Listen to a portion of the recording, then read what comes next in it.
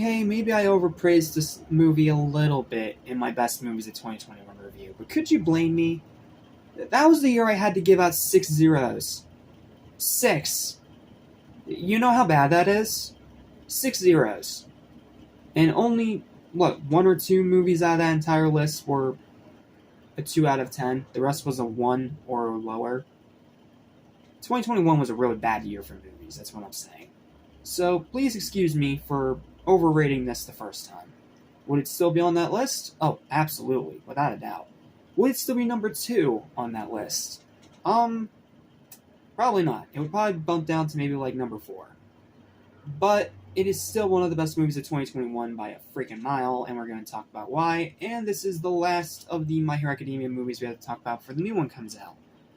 And like I said in the previous video, I cannot review it right away, because I have life stuff going on. So, let's try to end this off with a bang, because this is still a great movie, and this is overall a great trilogy. So, let's talk about it. What's up, what's happening, what's going on, everybody? Welcome back to NBC Channel's for Animation, including a bunch of heroes fighting for the fate of the world. And TV and movies, I'm your host, Jackson Small. Welcome back to our little Halloween X4 Academia April collage collaboration thing.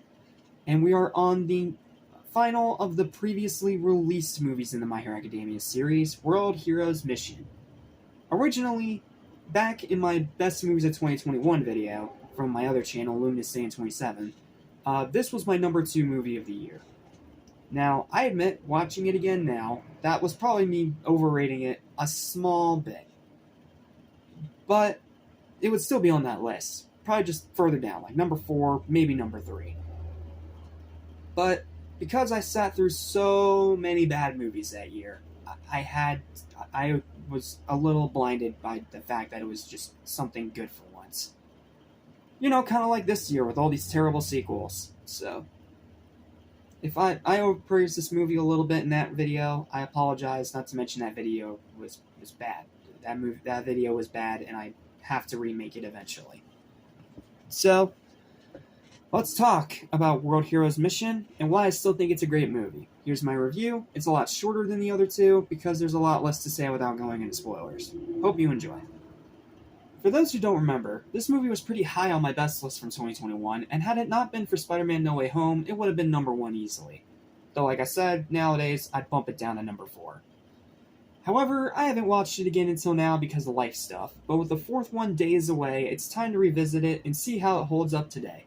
And now that I've rewatched it, I gotta say that maybe I overrated it a tiny bit. Maybe from watching so many bad films that year. Again, I gave out 6 zeros. That's bad.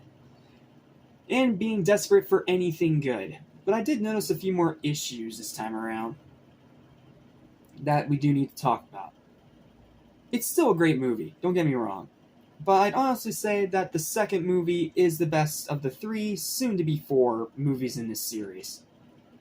Once again, a majority of the positives from the previous movies still carry over once again into this installment. Stellar animation, amazing voice acting, fast pace, brisk runtime, etc, etc, etc, you've heard it all before.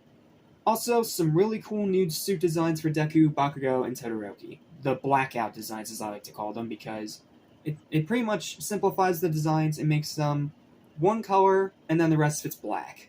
And even though that sounds lazy, trust me when I say it actually works really well.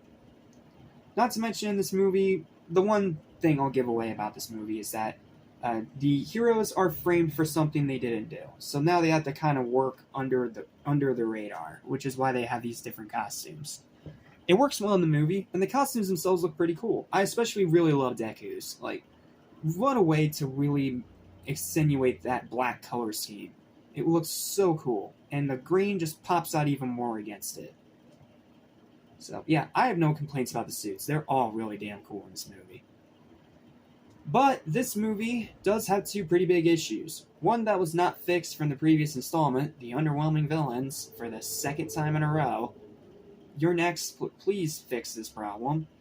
And the new problem, the imbalance of the cast with the runtime, which is something I praised in the previous 2 movies, and unfortunately this one just did not do quite as well, because it had an even bigger cast and even more characters to juggle, and it just couldn't give them all equal amount of screen time, unfortunately, and that is a shame. Overall, while this is a bit of a middle point in these overall movies, it's still great and has plenty of fantastic moments for fans to enjoy. I still recommend it, just don't expect it to be better than Heroes Rising, because it's not even close. And because of that, the final verdict for this movie is going to be a strong, high 8.5 out of 10. Check this movie out if you haven't already, it is a great time.